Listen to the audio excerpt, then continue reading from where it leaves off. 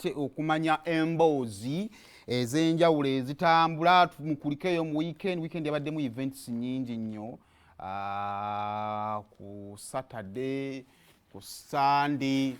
ku Saturday twali mu luseke nyaamu awo ewankokuku n'akikuba nnyo abantu bamuwa ssente then twera ku Saturday twalina white party ya Zari mweyaleetera mujjawe ezali atusobola then jo twabadde mu Koshens katutandikire ndoza mu Koshens so compare video Koshens jo mu performance then tuje tulabe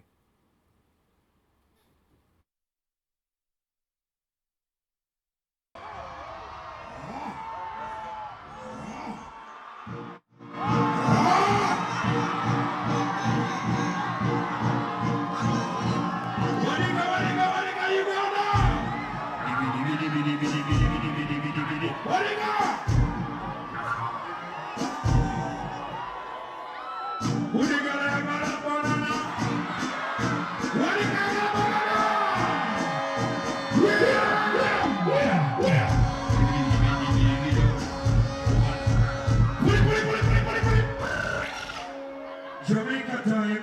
is Uganda time. Show me Uganda time. Uganda time where? What? Divido. Going on, you be worried though. Let me do this one. 1, 2, 3.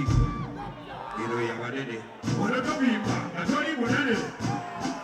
You know Yamadede. 2 hours, 6 weeks. What do you want to do? What do you got banana?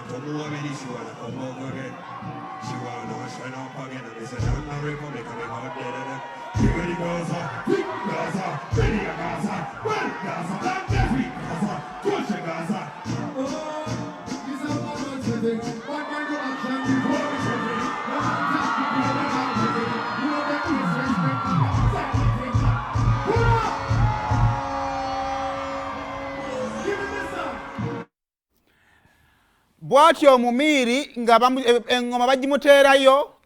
bwe bagimuteereddeeyo n'atuwaamu banana bwe yatuwaddemu banana ne Chameleone si freestyle artist tosobola kuyita bayimbi ba freestyle n'omutwala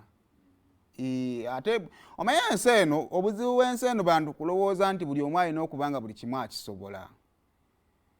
kakati njagala tugambe nti abakuba freestyle kubanga buli omu bwedda kyayogerako Chameleone bamuwadde freestyle egaanye engoma emulemi okutuula he's not a freestyle artist kakati mbadde nsaba kubuuza aba freestyle bamusinga ki mala Uganda yafuuse yakwekaza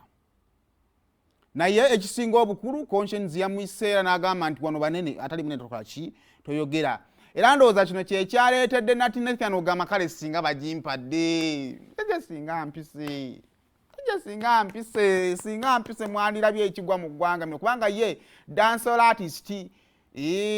era nalabyekoawo ku Twitter nga natineta simusanyufu ng'agamba naye maama brackets and wines netutabeerayo kuyo namuyimbi wa dancehall artist naye dancehall artist naye gwe tulinako so that omukisa we gwandize ogwa freestyle n'akiyisaawo mwemanyi mutyo bane Koshens yadde ayagala kufuna atagenda kusangulawo kike kubanga ogwo omukisa gwa mwana ng'akuba dancehall yandibadde afiirawo